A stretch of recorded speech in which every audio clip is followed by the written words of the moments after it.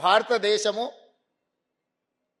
140 కోట్ల ప్రజలకు ప్రాతినిధ్యం వహిస్తున్న కేంద్ర ప్రభుత్వము భారత బలగాలు మణిపూర్లో శాంతిని నెలకొల్పలేవా?